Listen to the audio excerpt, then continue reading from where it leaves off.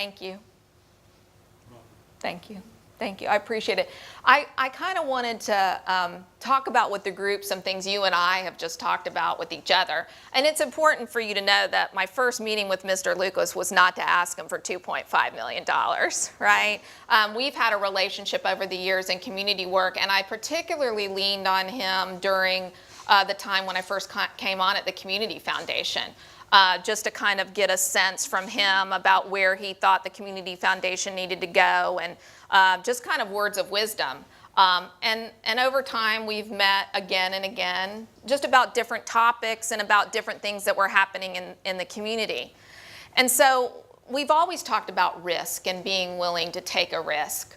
And I know that people in business talk about taking risks all the time because, that's what you do in order to grow a business. But how do you think risk-taking applies to community efforts and philanthropy and some of the things, not only the Tech Hub, but some of the other things you've been involved in?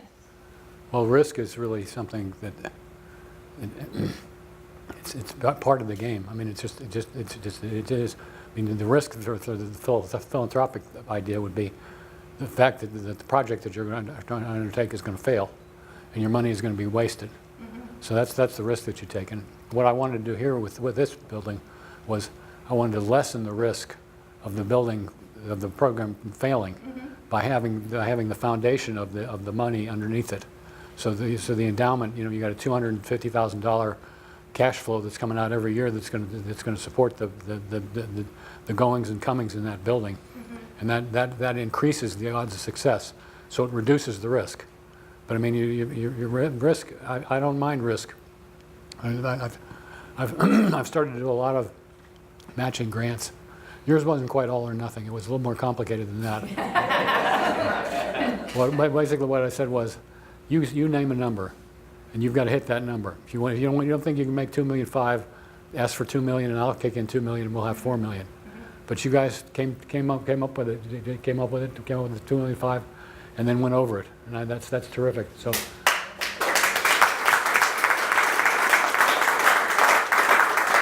Yeah, I wasn't exactly going to tell people it was less than 2.5. I mean. Well, you were always on for 2.5. Yeah. I mean, there's no question about that. I mean, yeah. But that was the thinking there was just, and I mean, I like to get in at the beginning of things. I'm not much more for cleaning it up at the end. Right. I'd rather be involved in the start.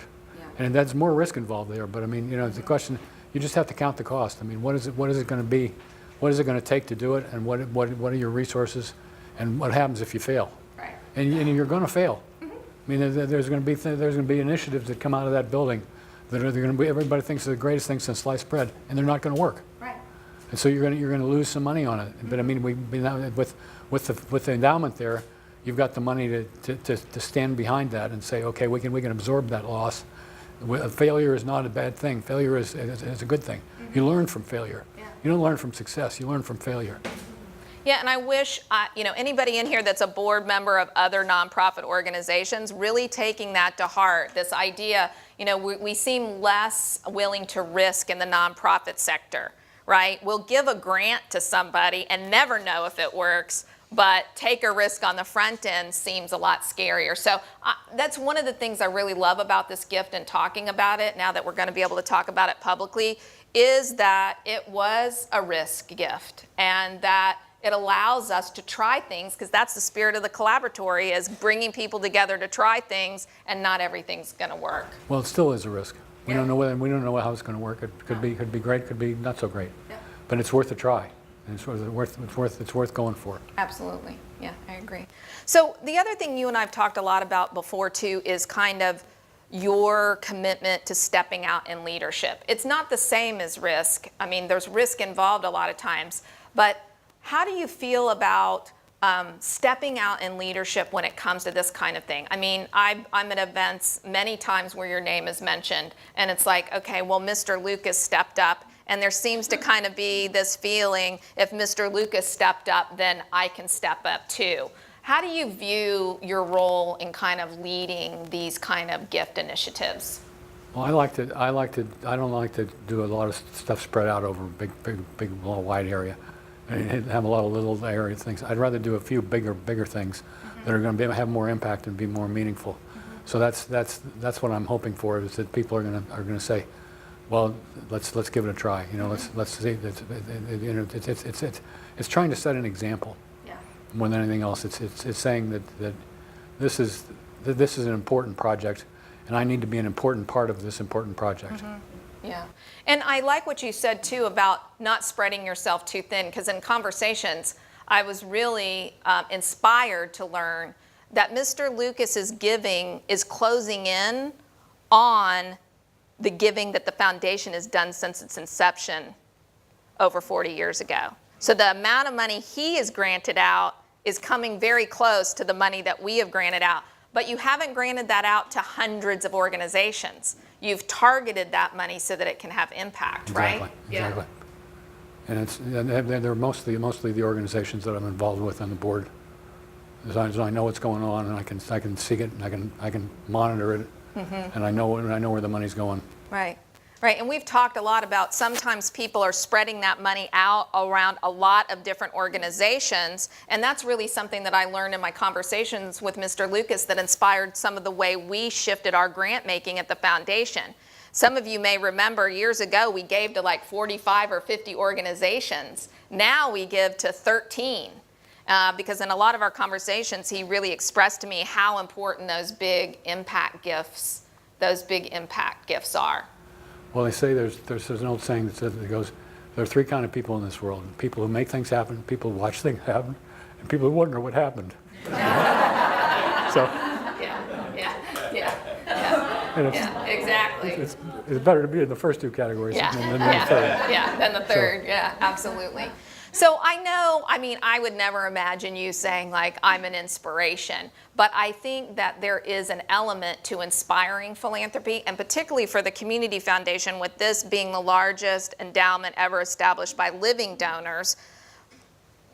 What do you hope comes from this? I think it's a question of raising the bar, trying to establish a new standard for what is a significant gift. I mean, I've been involved with United Way for a long time now. I started the Tocqueville Society in 1991. The biggest gift to the United Way was $5,000, and that was Peter Kleist. Right. And he and I gave $5,000 each. Right. And then we had so when I started the Tocqueville Society for $10,000, I said, well, I guess I better be the first $10,000 giver. Right. So then I went to Peter and I asked him, and he did it, and I got 6 other people to do it too. Right. So we had 8 people the first year. And that because $5,000 was looked at as a big deal. Right. Well, we're going to raise $3 million at the Tocqueville Society this year, with 175 members, and the average gift is like $20,000 or $25,000. So what it did, it just established a new standard of what was stepping up to the plate, what that meant. Yeah. I like how you say raising the bar, because I think we saw that with this match, is that your gift inspired people to kind of raise the bar on their gifts. And I can tell you, to this effort, there were gifts ranging from $500,000 down to $100 at whatever level people could give. And we did see those bigger gifts, you know, where in the past maybe people who wanted to support the work of the foundation would give the $1,000 gift. But this really cast a vision of how a larger gift could make an impact in perpetuity. So I'll call you inspiring, even though you wouldn't call that yourself. So you've inspired me since I got to the foundation. For me, this gift is something that's so important for the foundation and so important for the work that's going to happen in the Collaboratory. There really isn't enough ways to tell you thank you, not just for the gift, but what you've given me over the last number of years, just in advice and guidance and kind of telling me like it is, and I appreciate it. And I so appreciate some of your family being here today. Brian and Becky and Megan and Travis, thank you so much for being here. I know I'm so happy to see Megan. Megan and I used to work together when she was fighting hunger and homelessness at the South. We really did collaborate. We would love working in the Collaboratory together. So to your family, thank you, and to you. Thank you. Anything else you wanted to add to your co-philanthropist? Well, what I would say is that I think it's been a privilege to be able to do the things that I've been able to do. I mean, I think when you're in the situation where you can help, you need to help, and when you have the resources to do something significant, you need to do it. It's not a big deal. It's not to say that you're doing something great. It's just you have an obligation. It's part of the game. If you can do something significant, that's what makes life significant. I mean, doing the things that matter, and that's what you should look for. And it's not something to be thanked for. It should happen. It should happen. Yeah, I believe you. Thank you. I can't think of a better note to end on.